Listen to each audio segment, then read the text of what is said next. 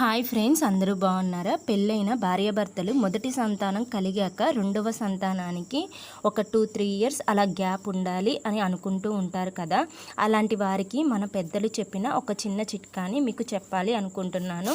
అలాగే చాలామంది స్త్రీలకి మొదటి బిడ్డ పుట్టిన తర్వాత 1 సంవత్సరానికే రెండవ బిడ్డ అందుతూ ఉంటుంది కదా. అలా కాకుండా బిడ్డకి కొంచెం గ్యాప్ ఉండాలి అనుకునే వారికి, అలాగే ఇప్పుడు చాలా వరకు ఆపరేషన్స్ జరుగుతున్నాయి కదా. స్త్రీలు కొంచెం ఆరోగ్యంగా కోలుకొని రెండవ బిడ్డకి జన్మని ఇవ్వడానికి కనీసం ఒక 2 ఇయర్స్ గ్యాప్ కావాలి అనుకునే వారికి, అలాగే మాకు కొంచెం ఆర్థిక పరిస్థితులు బాగాలేవు, మాకు కొంచెం బిడ్డలు కనడానికి కొంచెం గ్యాప్ కావాలి అనుకునే వారికి మన పెద్దలు చెప్పిన మాటనే మీకు చెప్తున్నాను. గర్భం రాకుండా ఉండడానికి గర్భనిరోధక మార్గాన్ని తెలుసుకుందాం. స్త్రీలు సహజంగా ఋతువు అనగా బహిష్టు ప్రారంభమైన 1వ రోజు నుండి 16వ రోజు వరకు గర్భం ఏర్పడడానికి అవకాశం ఉంటుంది. స్త్రీలు చంద్రుని అంశతో నిర్మించబడ్డారు కాబట్టి చంద్రునిలాగే వారికి కూడా 16 కళలు శరీరంలో ఏర్పాటు చేయబడి ఉన్నాయి. అందువల్ల మొదటి 16 రోజుల్ని ఋతుకాలమని లేక గర్భధారణ కాలమని పెద్దలు సూచించారు.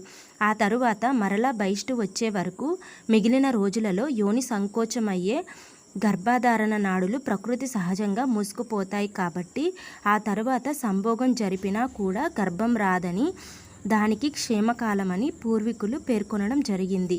అందువల్ల గర్భధారణ అవసరం లేదని భావించిన వారు పైన తెలిపిన మనం చెప్పుకున్న ఋతుకాలం ముగిసిన తరువాత క్షేమకాలంలో మాత్రమే సంభోగంలో పాల్గొంటే గర్భధారణ జరగదని తెలుసుకోవాలి.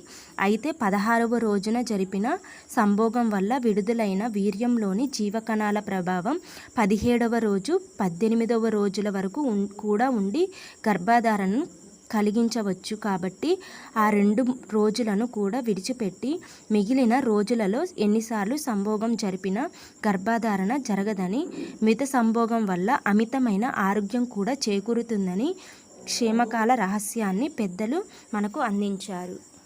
మరిన్ని ఇన్ఫర్మేషన్ వీడియోస్ కోసం మన ఛానల్ని సబ్స్క్రైబ్ చేసుకోండి.